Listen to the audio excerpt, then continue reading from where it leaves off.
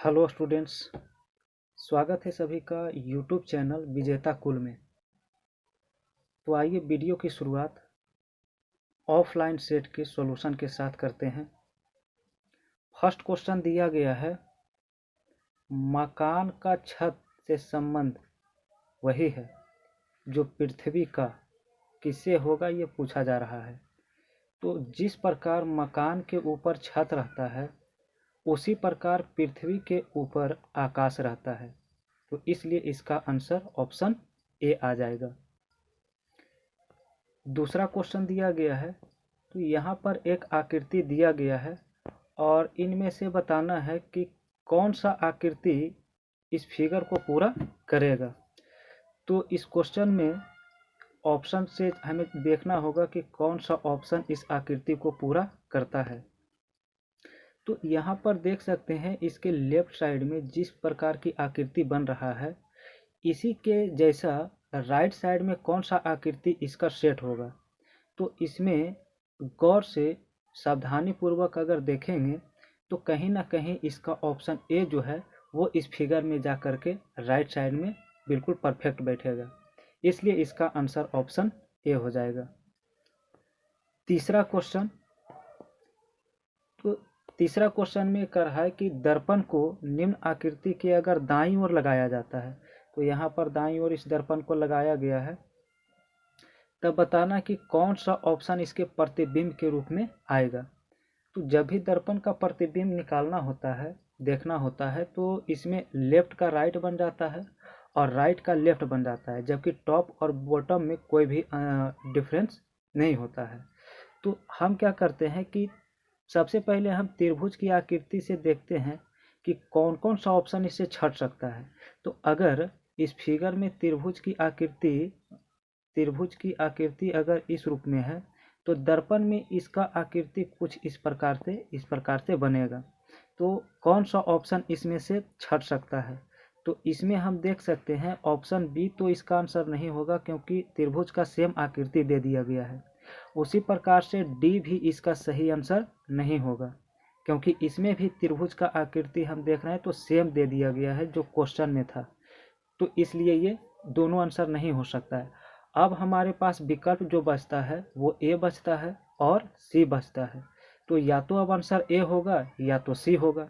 अब हम यहाँ पर चूंकि वर्ग से डिसाइड करेंगे तो ए और सी में दोनों का एक जैसा है, तब हमें इस एरो से डिसाइड करना होगा। तो एरो जो दिया गया है, तो अगर दर्पण में हम देख सकते हैं इस रूप में दिया गया है और जब इसको प्रतिबिंब में भी अगर देखेंगे तो बिल्कुल ये दोनों बाहर जाता हुआ ही दिखेगा, फिगर से ये दोनों बाहर जाता हुआ ही दिखेगा। लेकिन ऑप्शन ए में क्या है, ये एरो जा कर के मिल जा रहा है, ये दोनों जा कर के एक दूसरे को काटते हुए आगे प्रतीत होगा, इसलिए ऑप्शन ए इसका आंसर नहीं हो सकता है। इसका सही आंसर ऑप्शन सी होगा। 4 नंबर क्वेश्चन, तो 4 नंबर क्वेश्चन में भी आकृति दिया गया है और क्वेश्चन में पूछा गया है कि अगर बिंदीदार रेखा पर मोड़ा जाता है तो यह शीट कैसी दिखेगी। तो अगर इस बिंदीदार लाइन के साथ अगर इसको मोड़ते हैं तो मोड़ने पर कौन सी आकृति बनेगी, ये इस क्वेश्चन में बताना है। तो अगर इस आकृति को सावधानी पूर्वक अगर देखेंगे तो देखने के बाद जो है ऑप्शन ए इसका जो है बनता हुआ फिगर प्रतीत होगा, इसलिए इसका सही आंसर चारों विकल्प में सही होगा। क्वेश्चन नंबर 5 देखते हैं। तो क्वेश्चन नंबर 5 में बोर्ड मास का एक क्वेश्चन दिया गया है और इसको सॉल्व करके बताना कौन सा ऑप्शन सही होगा। क्वेश्चन में कहा गया है कि प्लस का अर्थ गुना है, प्लस जो है उसका अर्थ क्या है, गुना है।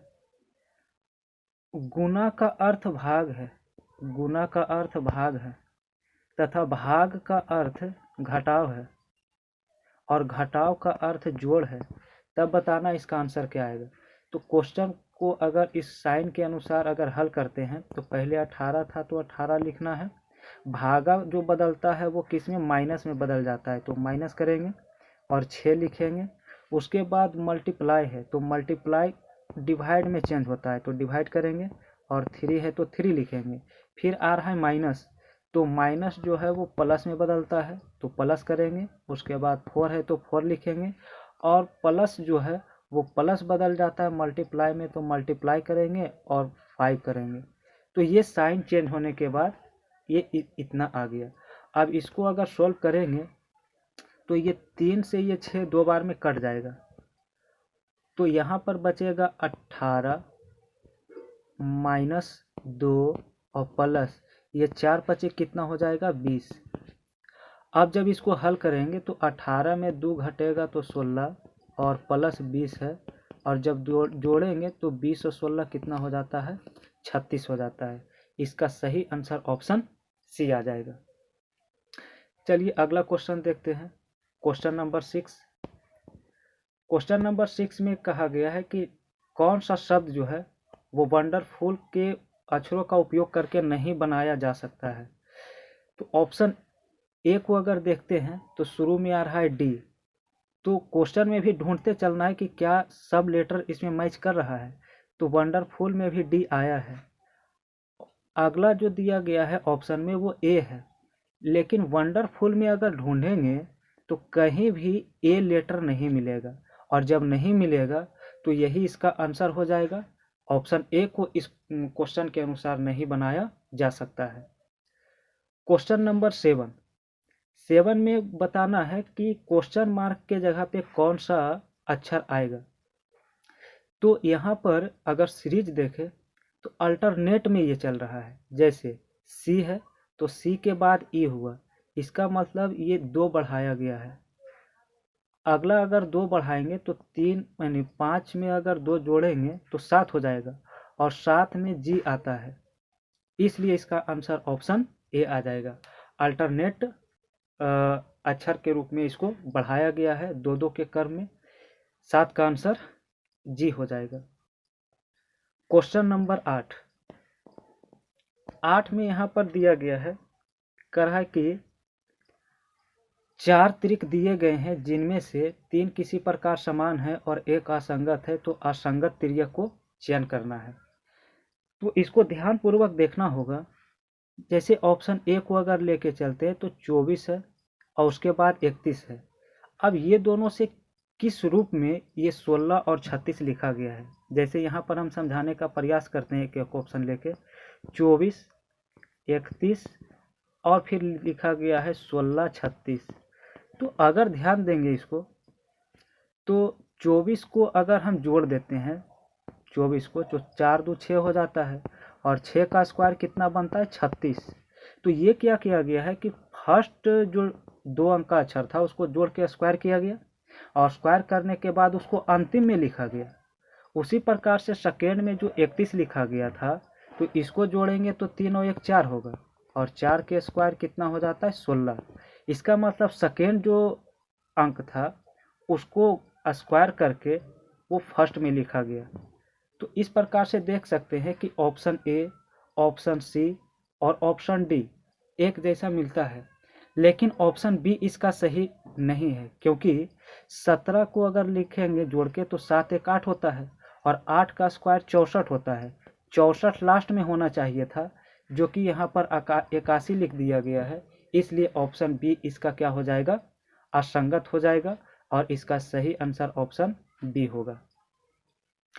क्वेश्चन नंबर 9 में दिया गया है कि उस विकल्प का चयन करें जो तीसरे शब्द से ठीक उसी प्रकार संबंधित है जिस प्रकार दूसरा शब्द पहले शब्द से संबंधित है। तो यहाँ पर कहा गया कि सांप रेंगता है, तो घोड़ा क्या करेगा। तो ऑप्शन के अनुसार घोड़ा सड़पत दौड़ेगा। ऑप्शन ए इसका सही आंसर हो जाएगा। क्वेश्चन नंबर 10 में यहाँ पर आकृति दिया गया है।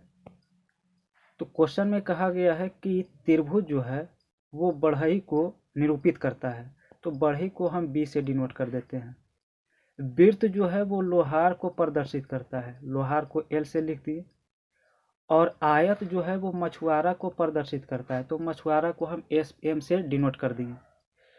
क्वेश्चन में पूछा जा रहा है कि कितने लोग बढ़ई नहीं हैं, तो हमें देखना है कि बढ़ई जो है वो त्रिभुज को डिनोट करता है, तो जो त्रिभुज में नहीं आएंगे वो क्या होंगे, बढ़े ही नहीं होंगे। तो यहाँ पर हम देख सकते हैं कि 1, 4 और 5 ये 3 अंक ऐसा है जो त्रिभुज में शामिल नहीं है, और शामिल नहीं है तो ये लोग बढ़े से बाहर होंगे। तो अगर जोड़ेंगे तो 4, 5, 9 और 1 कितना हो जाएगा, 10। ऑप्शन डी इसका करेक्ट आंसर आएगा। क्वेश्चन नंबर 11 की ओर बढ़ते हैं। 11 में दिया गया है, अब इस कथन और निष्कर्ष का क्वेश्चन आ गया है।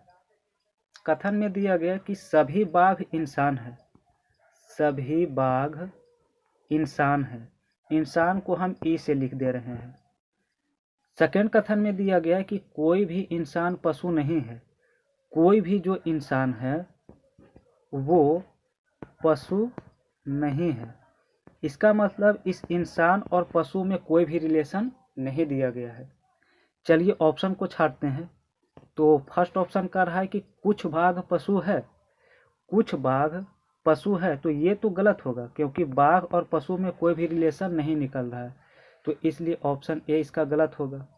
ऑप्शन बी में है कुछ इंसान बाघ है, कुछ इंसान बाघ है, तो ये बिल्कुल सही है क्योंकि कुछ भाग तो इंसान का बाघ के अंदर आ रहा है, इसलिए ऑप्शन बी इसका सही उत्तर होगा।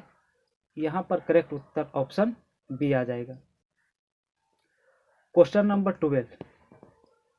12 में कहा गया है कि यदि अंक 7 और 2 को आपस में बदल दिया जाए तथा 3 और 4 को आपस में बदल दिया जाए तो इस व्यंजक को हल करने पर इसका उत्तर क्या आएगा। तो चलिए इसको हल करते हैं।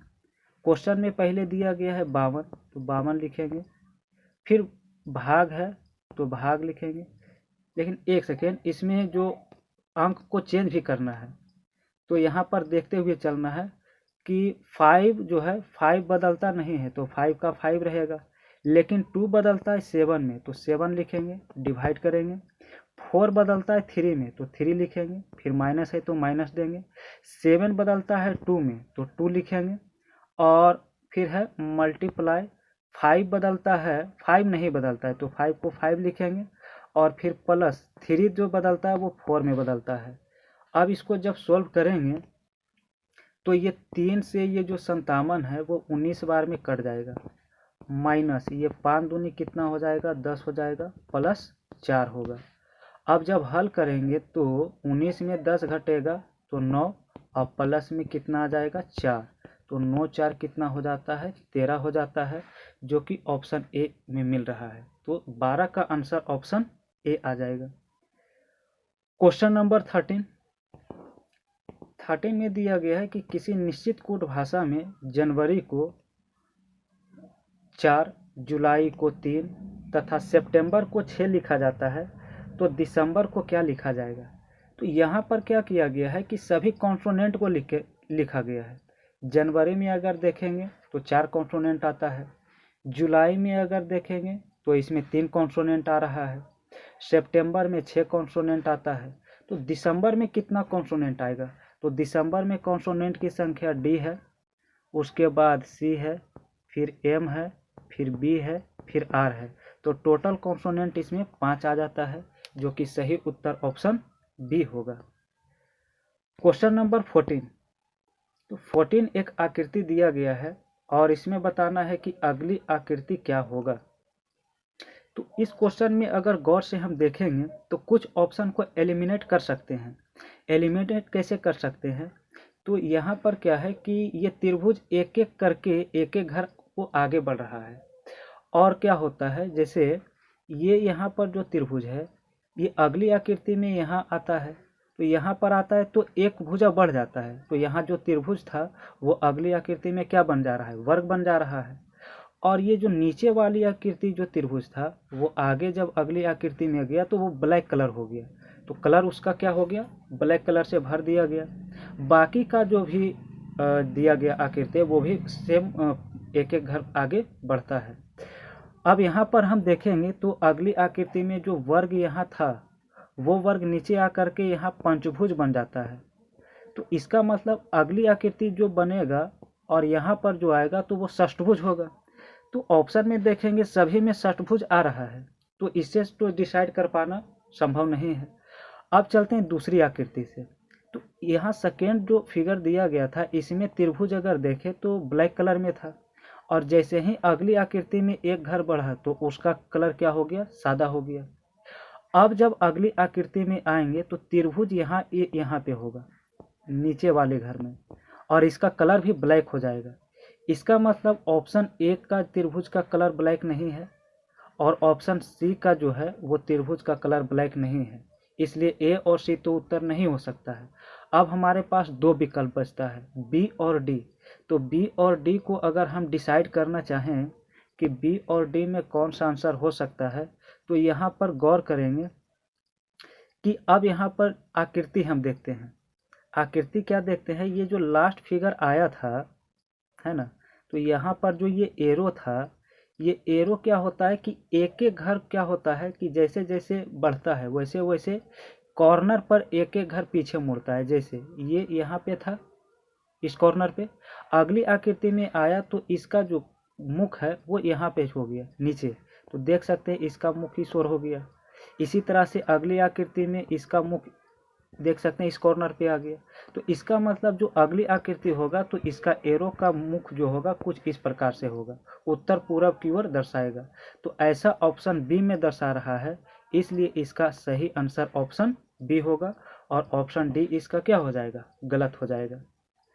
चलिए अगला क्वेश्चन देखते हैं, क्वेश्चन नंबर 15 में दिया गया है कि जिस प्रकार कपड़ा मिल में बनता है उसी प्रकार समाचार पत्र प्रेस में छपता है।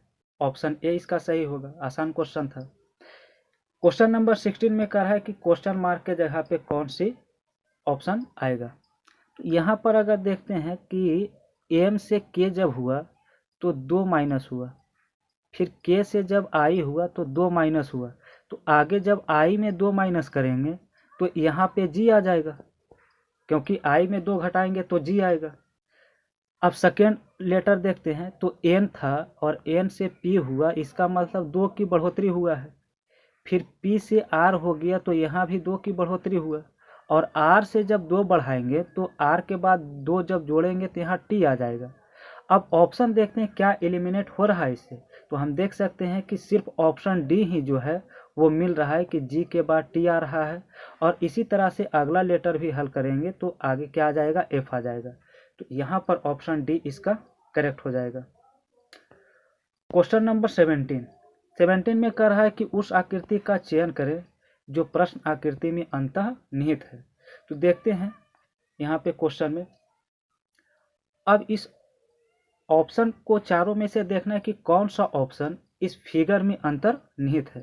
तो अगर ध्यानपूर्वक देखा जाए तो ऑप्शन ए जो है वो इस फिगर में बनता हुआ प्रतीत होगा, क्योंकि यहाँ पर अगर ध्यान से देखें तो ये जो है यहाँ से ये जो है इस रूप में है ना, ये बिल्कुल इसी रूप में बनता हुआ प्रतीत होगा। तो इसलिए ऑप्शन ए इसका सही उत्तर होगा, दिया गया है। तो इसमें एक सीरीज दिया गया है और बताना है कि क्वेश्चन मार्क के जगह पे क्या आएगा। सोल्व करते हैं इसको। यहाँ पर देखना है कि ये 72 और 90 कैसे लिखा गया। तो 72 को क्या किया गया है, 8 का स्क्वायर और प्लस 8 कर दिया गया। 8 के स्क्वायर 64 और प्लस 8 कितना हो जाता है, 72। उसी प्रकार से 90 को क्या किया गया, 9 का स्क्वायर और प्लस 9 कर दिया गया। तो उसी प्रकार से अब 12 को देखना है कि 12 को कैसे लिखा गया। तो इसको लिख सकते हैं 3 के स्क्वायर और प्लस 3, तो 9 3 12 हो जाएगा। तो आगे क्या होगा, एक अंक बढ़ा के हमको हल करना है। तो अगर 3 का स्क्वायर किए थे तो अगला जो बनेगा क्वेश्चन मार्क के जगह पे वो 4 के स्क्वायर प्लस 4 बनेगा। तो 16 और 4 कितना आ जाएगा, 20 आ जाएगा, जो कि ऑप्शन बी इसका मिल रहा है। ऑप्शन बी इसका सही आंसर होगा। क्वेश्चन नंबर 20 में यहाँ पर एक सीरीज दिया गया है और इस सीरीज में बताना है कि प्रश्न जो चिन्ह दिया गया है यहाँ पे कौन सा आंसर आएगा। देखते हैं यहाँ पर कोई सीरीज बनता हुआ प्रतीत होता है। 15 से 21 हुआ, इसका मतलब 6 बढ़ा। 21 से 24 हुआ तो 3 बढ़ा। 24 से 30 हुआ तो 6 बढ़ा, तो बिल्कुल एक सीरीज हमको मिल रहा है, 6, 3 और 6 की वृद्धि हो रहा है।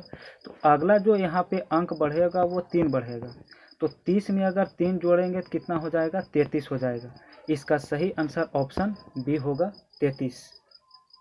तो यदि आप इस चैनल पे नए हैं तो चैनल को सब्सक्राइब करें, वीडियो को लाइक करें और शेयर करें।